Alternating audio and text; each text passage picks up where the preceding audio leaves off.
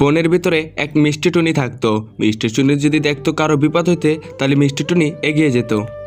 শিয়াল ভাই, তুমি ওদিকে কোথায় যাচ্ছ? ওদিকে তো একটি ভয়ানক বাঘ থাকে।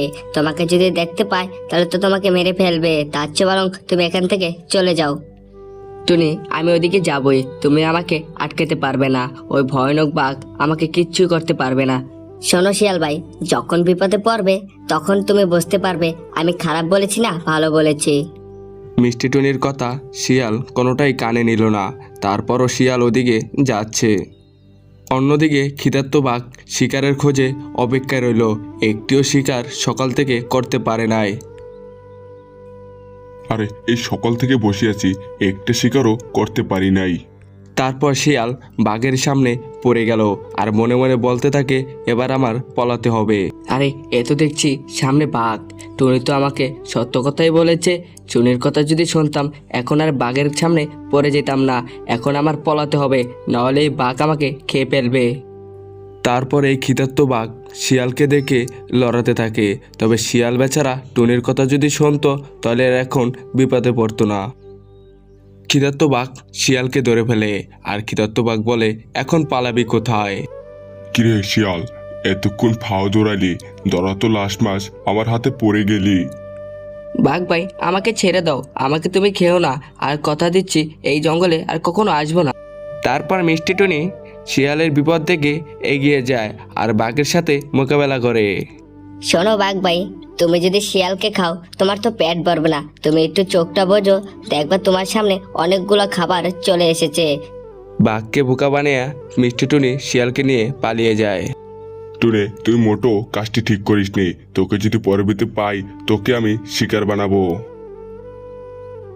শিয়াল, তোমাকে তো আমি বলেছি ওদিকে যেতে না, তবে তুমি ওদিকে গিয়েছো। এখন যদি আমি তোমাকে না বাঁচাতাম তোমাকে ওই ভয়ানক বাঘ তোমাকে খেয়ে ফেলতো। টুনে, তোমাকে কি বলে ধন্যবাদ দেবো সেটা আমার জানা নাই, তবে তুমি না থাকতে আজকে আমাকে বাঘ খেয়ে ফেলতো। শোনো শিয়াল ভাই, তোমাকে ধন্যবাদ দিতে হবে না। তোমাকে যে উপকার করতে পারছি এটাই আমার নিজের কাছে অনেক গর্বিত মনে হচ্ছে। তারপর শিয়াল তার নিজের ভুল বুঝতে পারে। বনের রাজা সিংহ ছিল, তবে বনের ভিতরে কিছুদিন সিংহ ছিল না। তবে সিংহ ফিরে আসার পর টুনি সব ঘটনা সিংহকে খুলে বলে। সিংহ মহারাজ, আমাদের বনের ভিতরে একটি ভয়ানক বাঘ ঢুকেছে। আমাদেরকে দেখলেই খালি শিকার করতে চায়। আরে কি বলিস টুনি, এই ভয়ানক বাঘটি কোথা থেকে এসেছে? খারা, এখনই যাচ্ছি আমি দেখতে।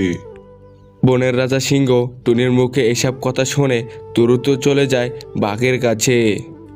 শিয়াল ভাই, আমাদের বনের রাজা সিংহ মহারাজ চলে এসেছে। এখন আর আমাদের কোনো ভয় নাই। কি বলো টুনি, আমাদের বনের রাজা সিংহ মহারাজ কি চলে এসেছে, নাকি তুমি আমার সাথে মিথ্যা বলছো? বিশ্বাস যদি না হয় তুমি গিয়ে দেখতে পারো, আমি কখনো মিথ্যা বলি না। সিংহ মহারাজের কথা শুনে শিয়াল চলে যায় বনের ভিতরে। অন্যদিকে বাঘ আর সিংহর সাথে লড়াই চলছে, কিন্তু তারা শোনো বাঘ, তুমি এই গ্রাম ছেড়ে আজকের ভিতরেই চলে যাবে। পরে যদি তোমাকে দেখতে পাই মেরে ফেলবো। আচ্ছা ঠিক আছে সিংহ মহারাজ, আজকের ভিতরেই আমি এই গ্রাম ছেড়ে চলে যাব। সিংহর কথা শুনে বাঘ এখান থেকে চলে গেল আর বাঘ কোনো কথা বলল না। তারপর সিংহ মহারাজ বাঘকে তাড়িয়ে দিয়ে এসে টুনির সাথে গল্প করলো। শোনো টুনি, এখন আর তোমাদের কোনো ভয় নাই। ওই বাঘকে এই গ্রাম থেকে তাড়িয়ে দিয়েছি, এখন তোমরা নিশ্চিন্তে থাকতে পারো। সিংহ মহারাজ, তুমি যদি আজকে আমাদের সাথে না থাকতে ওই ভয়ানক বাঘটি আমাদেরকে খেয়ে ফেলতো। তারপর সিংহ আর টুনি বেশ কিছুক্ষণ কথা বলল। তারপর সিংহ চলে গেল তার বনের ভিতরে। আরে মোটো তো বাসায় কোনো খাবার নাই, এখন আমি কি খাবো? গিয়ে দেখি গিয়া বন্ধুদের কাছ থেকে কোনো খাবার পাই কিনা।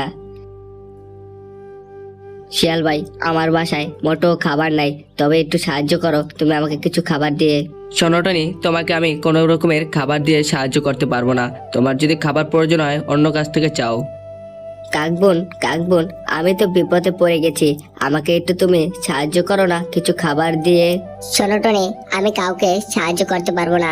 তাছাড়া বর্ষা দিন, এখন আমি খাবার দিতে পারবো না। টুনি কারো কাছ থেকেই কোনো রকমের খাবার পায় নাই। তারপর মন খারাপ করে চলে যায়। পায়রা বোন, পায়রা বোন, আমার বাসায় কোনো রকমের খাবার নাই, তুমি কি আমাকে কিছু খাবার দিয়ে সাহায্য করো? শোনো টুনি, সামনে বর্ষাকাল, এখন আমার খাবার জগিয়ে রাখতে হবে, তোমাকে দেওয়া যাবে না খাবার। পায়রার কাছ থেকেও কোনো রকমের খাবার পায় নাই। তারপর টুনি মন খারাপ করে চলে গেল সিংহ মহারাজের কাছে। সিংহ মহারাজ, আমি একটু বিপদে আছি, তুমি কি আমাকে কিছু খাবার দিয়ে সাহায্য করতে পারবে? শোনো টুনি, আমি তো মাংস খাই, তুমি তো আর মাংস খাও না, তাই আমার কাছে মাংস আছে।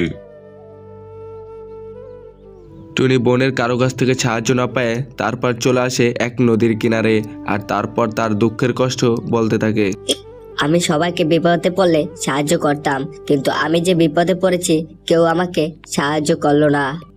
টুনে, তুমি এখানে বসে আছো কেন তো মন খারাপ করে? তোমার কি হয়েছে আমাকে একটু ঘটনা খুলে বলবে তুমি? জলপরে আমি অনেক দিন ধরে না খেয়ে আছি, আমার খুব খিদা লেগেছে, তাই মন খারাপ করে বসে আছি। বুঝতে পেরেছি টনি, তুমি অনেক দিন ধরে না খেয়ে আছো, তোমাকে কিছু খাবার দিচ্ছি। তারপর টুনির কষ্টের কথা জলপরি শুনে টুনিকে অনেকগুলা ফল ভর্তি ঝুড়ি টুনিকে দেয়। জলপরে তোমাকে কি বলে ধন্যবাদ দেব সেই ভাষাটা আমার জানা নাই, তবে তুমি খুব ভালো। টুনি, তুমি এখানেই থাকবে, এখান থেকে আর কোথাও যাবে না, তবে তোমার জন্য প্রতিদিন আমি রোজ খাবার দেব। বন্ধুরা, আমাদের চ্যানেলে যদি নতুন হয়ে থাকো লাইক আর সাবস্ক্রাইব করে আমাদের সাথে থাকো। নতুন কোনো গল্প নিয়ে দেখা হচ্ছে।